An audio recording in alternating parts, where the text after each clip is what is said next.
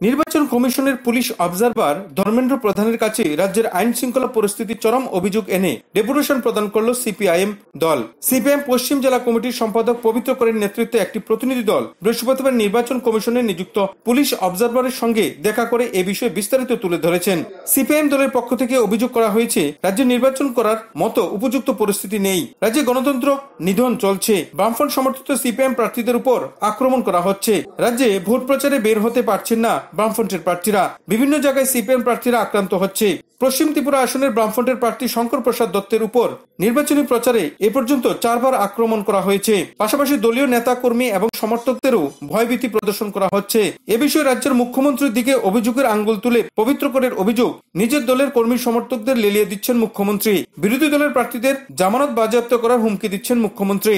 রাজ্যের মুখ্যমন্ত্রী যেখানে এ ধরনের অগণতান্ত্রিক কাজে লিপ্ত হয়েছে, সেখানে আইন শৃঙ্খলা পরিস্থিতি কোথায় গিয়ে দাঁড়িয়েছে সেই প্রশ্ন তুলেছেন সিপিএম পশ্চিম জেলা নেতৃত্ব তথা প্রাক্তন বিধায়ক পবিত্র কর। রাজ্যের একাধিক স্থানে নির্বাচনী প্রচার করতে গিয়ে পশ্চিম ত্রিপুরা আসনের বামফ্রন্টের প্রার্থী শঙ্কর প্রসাদ দত্ত আক্রান্ত হয়েছে, তার গাড়ি ভাঙচুর করা হয়েছে, সঙ্গে আক্রান্ত হয়েছে বেশ কয়েকজন বামফ্রন্টের কর্মী। তারপরও একজন দুর্বৃত্তকেও আজ পর্যন্ত গ্রেপ্তার করতে পারেনি পুলিশ। পুলিশ আছে, পুলিশের সামনে ঘটনাগুলি ঘটছে, পুলিশ তাদেরকে কিছু বলছে না, এবং আমরা মনে করি আমাদের প্রার্থী যে কোনো সময় তারা মরণঘাতী আক্রমণ তার উপর করতে পারে। মধুপুরে যেভাবে কালকে করেছিল এবং যেভাবে মোহনপুর করেছিল, এই সমস্ত ঘটনাগুলো আজকে আমরা পুলিশ অবজারভারের কাছে এটা দিয়েছি এবং তার এফআইআর আমরা যেগুলো করেছি তার কপিও আমরা দিয়েছি। যে আমরা ডিমান্ড করেছি, আমি আপনাদের কাগজটা দেব, ওনাকে যেগুলো দিয়েছি আপনাদের হাতে দিয়ে দেব। আমরা 8-10টা দাবি করেছি এখানে, যদি নির্বাচন কমিশন এখানে স্বাভাবিকভাবে করতে হয় তাহলে একটা প্যাসিভ ভূমিকা গ্রহণ করতে হবে। 1 বছর আগে নির্বাচন হয়েছিল, 94% ভোট হয়েছিল, একটি ইনসিডেন্ট হয়নি। আমি বলেছি কালকে, আজকে এইবারের নির্বাচনের আগেই কিন্তু দেখা গেল এই ঘটনাগুলি ঘটছে, গত 1 বছর এই ঘটনা হচ্ছে। তাতে আমরা আমাদের প্রকৃত যে এখানে গণতন্ত্রের জবাই হবে। যদি ভোট করতে হয় নির্বাচন কমিশনকে, এটা নির্বাচন কমিশনের দায়িত্ব। আপনি পুলিশের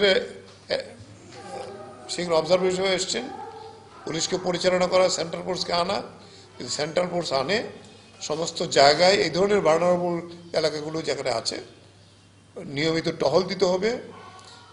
গত 1 বছরে যে আসামিরা আমরা এফআইআর করেছি তাদের প্রত্যেককে গ্রেপ্তার করতে হবে, ফরওয়ার্ড করতে হবে, এবং এই গত কয়দিনে আমরা যে সমস্ত আসামিকে দিয়েছি, যে সমস্ত বিধায়করা তার সঙ্গে যুক্ত, তাদেরকে বুক করতে হবে। আইনের ঊর্ধ্বতে কেউ না। পুলিশের হাত থেকে আসামি নিয়ে আসতে যাবে, তাহলে এটা কেমন কথা হলো? আর আরেকটা বলেছি যে এই যে বাইক বাহিনী, এটা একটা ত্রাস, শুধু সিপিআইএম এর কাছে না, সাধারণ মানুষের কাছে ত্রাস। 2টোর বেশি বাইক একসাথে চলতে দেওয়া যাবে না।